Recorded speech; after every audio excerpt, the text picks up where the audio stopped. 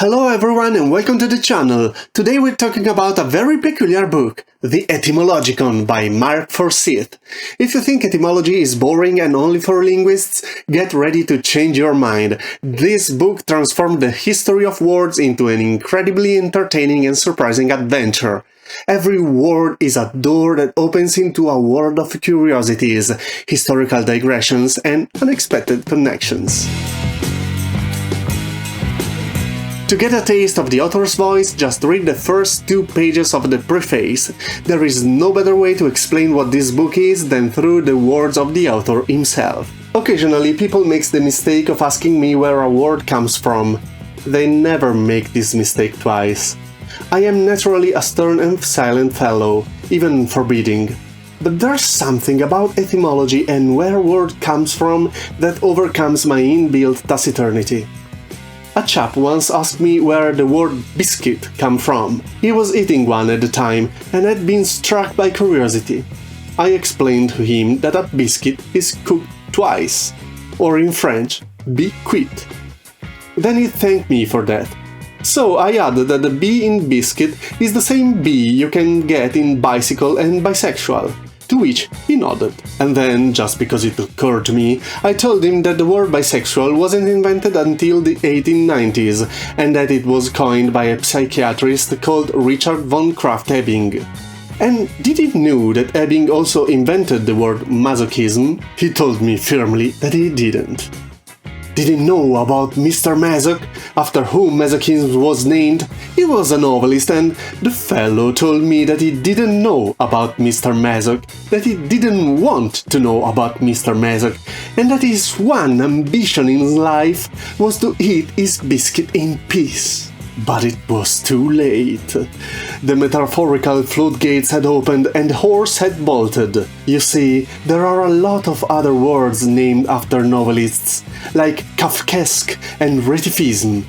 It was at this point that he made a dash for the door, but I was too quick for him. My blood was up, and there was always something more to say. There always is, you know. There always is an extra connection, another link that joined two words that most of mankind quite blithely believe to be separate, which is why that fellow didn't escape until a couple of hours later when he managed to climb out of the window while I was drawing a diagram to explain what the name Philip has to do with a hippopotamus. It was after an incident such as this that my friends and family decided something must be done. They gathered for a confabulation, and having established that secure psychiatric care was beyond their means, they turned in despair to the publishing industry, which has a long history of picking up where social works leaves off. So a publisher was found, somewhere near the Caledonian Road, and a plan was hatched. I would start with a single word, and then connect it to another word, and then to another word, and so on and so forth until I was exhausted and could do no more. A book would therefore have a twofold benefit. First, it would rid me of my demons and perhaps save some innocent conversationalist from my clutches. Second, unlike me, a book could be left snugly on the bedside table or beside the lavatory. Open at will and closed at will. And since the subtitle is a circular stroll through the hidden connections of the English language, the first thing I did was to check if the last word of the book was somehow connected to the first, and guess what? It is! The last sentence reads, "Continue on page 1." Perfect. Just perfect. Mark Forsyth deliberately adopts a non-linear structure. Each chapter follows etymological chains that unfold like invisible threads, from one word to another, from one century to another, from one language to another. The result is a reminiscent of a cultured and lively conversation, in which the author jumps naturally from Latin to Norse, from medieval French to modern slang. This stylistic choice is one of the book's greatest strengths. The tone is light but never superficial. Forsyth writes with a measured, elegant, often self-deprecating British humor that makes even the most technical passage accessible. The explanations are clear and precise, with a charming pedantry, and the author's linguistic expertise emerges without ostentation. What struck me most was his ability to inspire wonder for what we usually take for granted. An everyday word suddenly reveals itself to be a living fossil, laden with history, migrations, misunderstanding and cultural transformations.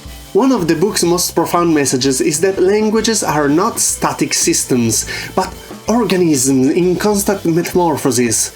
Borrowings, errors, fashions, invasions, trade and misunderstandings shape vocabulary much more than we realize in everyday life. Forsyth shows how seemingly distant terms share the same root, how modern concepts are rooted in archaic images, and how chance plays a decisive role in linguistic evolution. The effect is that of a subtle historical and cultural education disguised as entertainment. Those looking for a systematic manual or a rigorously structured reference work may be taken aback. The Etymologicon favors the pleasure of discovery over the methodological completeness. Furthermore, a good knowledge of English is almost essential to fully appreciate its nuances. However, it's precisely this formal freedom that makes the book suitable not only for linguists and philologists, but also for anyone who loves words, history and unexpected connections. I also noticed that it's somehow addictive. The stories are short, ranging from 1 to 3 pages. Just like cherries, one leads to another. The Etymologicon is an intelligent and seductive book that makes etymology an intellectual adventure.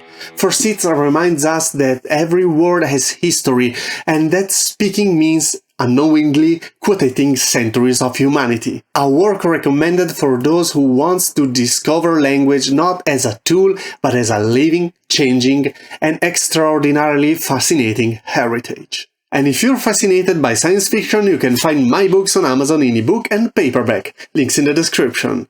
As always, I thank my patrons for the support, and I wish you a happy reading and a happy writing. Bye!